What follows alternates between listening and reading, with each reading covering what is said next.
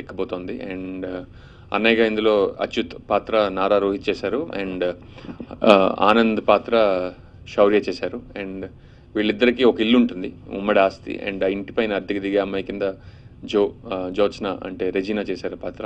ఇవి ఈ సినిమాలో 3 మెయిన్ క్యారెక్టర్స్ అండి. అండ్ ఫ్యామిలీ కథ అండ్ కామెడీ కూడా ఉంటుంది. కాకపోతే ఇందులో సెకండ్ హాఫ్లో మంచి ఎమోషనల్ టచెస్ కూడా ఉంటాయి. చాలా చాలా డీప్ ఎమోషనల్ కథ అని నా అభిప్రాయం. అండ్ సెప్టెంబర్ 9th రిలీజ్ అవుతుంది. సినిమా గురించి అంతగానే ఏం చెప్పాలో నాకు తెలియట్లేదు. యా, సినిమాకి మంచి సంగీతం ప్లస్ అయిందండి. ఓకే, ఈ సినిమాకి మంచి సంగీతం ప్లస్ అయింది. శ్రీ కళ్యాణ్ రమణ గారు మ్యూజిక్ అందించారు. అండ్ ఈ సినిమాలో అన్ని పాటలు భాస్కర్ భట్ల గారే రాశారు. ముఖ్యంగా ఒక లాలన ఒక దీవెన అనే పాట చాలా పెద్ద హిట్ అయింది. అండ్ ఈ పాట చేసేటప్పుడు అందరూ చాలా స్లో సాంగ్ అండి, ఇది ఈ ట్రెండ్ కాదు అని అన్నారు. కానీ పాట రిలీజ్ అయిన తర్వాత అన్ని రేడియో స్టేషన్స్లోనూ ఇది యాక్చువల్లీ టాప్ సాంగ్ కింద ఉంది. అండ్ సో మంచి పాట అందిస్తే జనాలు ఎప్పటికీ వింటారు. అండ్ అలాగే మంచి సినిమా తీస్తే జనాలు ఎప్పటికీ చూస్తారు అని నమ్మకం నాకుంది. ఇంకా అవును అవును, అంటే ఊహలు గుసగుసలాడే చేసినప్పుడు సినిమా ఆడింది ఓ మాదిరిగా. తర్వాత దానికి వచ్చిన ప్రేమ అభిమానం దాని గురించి జనాలు మాట్లాడుకునే విధానం నాకు ఎంతో సంతృప్తినిచ్చేయండి. నిజంగా చెప్పాలంటే చాలామంది 30 సార్లు చూసాం, 40 సార్లు చూసాం, మా ఫోన్లో ఉంటుంది ఆ సినిమా, మా ల్యాప్టాప్లో ఉంటుంది, మా ఇంట్లో ప్రతి వారం ఆ సినిమా చూస్తామని చాలామంది చెప్తుంటారు. అండ్ చాలా అంటే నాకు యాజ్ ఎ డైరెక్టర్ నాకు అంతగానే సాటిస్ఫాక్షన్ నేను ఎక్స్పెక్ట్ చేయలేదు ఆ సినిమా నుంచి.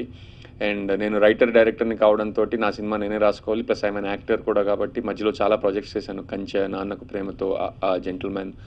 అండ్ కొంచెం టైం పట్టింది కథ రాసుకుని చేయడానికి. అగైన్ ఇది కూడా ఒక మంచి ఫ్యామిలీ సబ్జెక్ట్. ఇందులో హ్యూమర్ ఉంటుంది, అలాగే మంచి ఎమోషన్ కూడా ఉంటుంది. అండ్ ఊహలు గుసగుసలాడని ఆదరించినట్టు ఈ సినిమాను కూడా అందరూ ఆదరిస్తారని అనుకుంటున్నాను.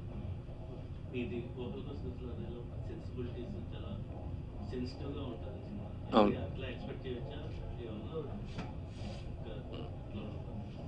అంటే నాకు చాలా సటిల్ ఎమోషన్స్ ఊహలు గుసగుసలాడేలో ఉన్నాయండి. అంటే ఎక్కడ కూడా మెలోడ్రామాటిక్గా తీలే, చాలా లైట్ హార్టెడ్ వేలోనే ట్రీట్ చేసాం. కాకపోతే ఇందులో కొంచెం ఎమోషన్స్ కొంచెం డీప్గా ఉంటాయి, కొంచెం హెవీగానే ఉంటుంది సినిమా. కాకపోతే ఊహలు గుసగుసలాడే బ్యాక్గ్రౌండ్ ఒక మిడిల్ క్లాస్ ఫ్యామిలీ బ్యాక్గ్రౌండ్, ఒక మనలాగా ఉండే ఒక అబ్బాయి, మనలాగా ఉండే ఒక అమ్మాయి, ఇద్దరు ఒక ఊళ్ళో కలుసుకోవడం.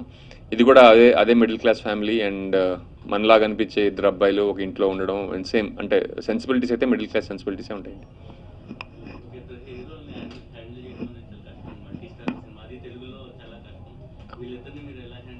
నేను అసలు చేయలేదు నిజం చెప్పాలంటే.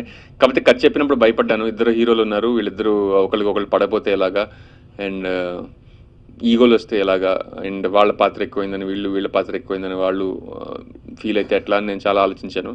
కానీ సినిమా స్టార్ట్ అవడంతోనే వాళ్ళిద్దరూ యాక్చువల్లీ చాలా ఫ్రెండ్స్ అయిపోయారు నిజంగా చెప్పాలంటే.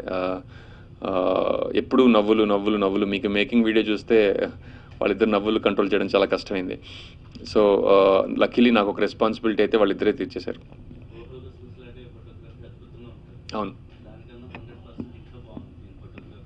అవును అవును, అగైన్ ఊహలు గుసగుసలాడే చేసిన కెమెరామెన్ దీనికి కూడా చేశారండి, వెంకట్ సి దిలీప్ అని. ఊహలు గుసగుసలాడే అతని ఫస్ట్ సినిమా.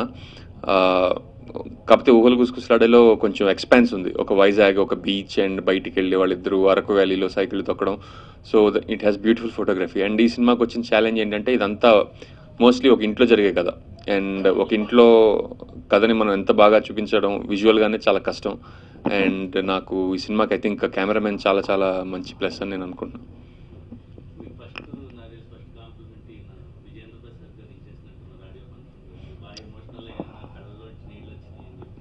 అవును, నిజంగా అంటే నేను సినిమా అంతా ఎంత నవ్వించినా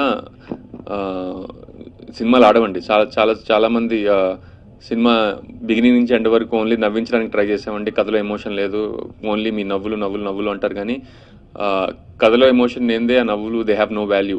సో ఆ కథలో ఎమోషన్ ఎంత బాగా పండిందని దాన్ని బట్టే దానికి వచ్చే హ్యూమర్ వాల్యూ కూడా ఉంటుంది. ఈ సినిమాకి యాక్చువల్లీ క్లైమాక్స్ నాకు చాలా ఇష్టమైన క్లైమాక్స్. రాసినప్పుడే చాలా నచ్చిందనమాట. అండ్ చదివిన వాళ్ళందరూ కూడా బాగుందన్నారు. అది తెర మీద ఫస్ట్ టైం బయట వాళ్ళు ఒక వ్యక్తి చూసారంటే విజేంద్ర ప్రసాద్ గారు. అండ్ ఆయన స్టేజ్ మీద ఆ మాట అనడం అండ్ కళ్ళమట నీళ్ళు వచ్చాయంటే నాకు ఎంతో అంటే సినిమా మీద చాలా కాన్ఫిడెన్స్ పెంచింది.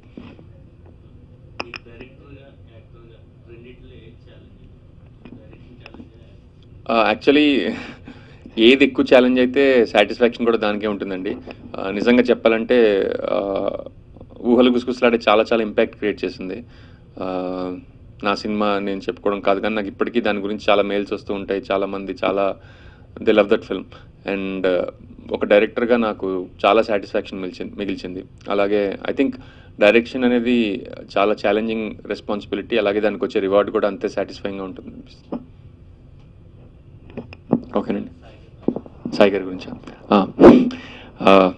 మళ్ళీ ఈ సినిమాకి కూడా ప్రొడ్యూసర్ మా సాయి కొరపాటి గారేనండి. అండ్ నాకు ఎంతో ఇష్టమైన వ్యక్తి. నాకే కాదు, ఆయనతో చాలామంది కొత్త డైరెక్టర్ని లాంచ్ చేశారు. దాదాపు 5-6 కొత్త డైరెక్టర్ని లాంచ్ చేశారు.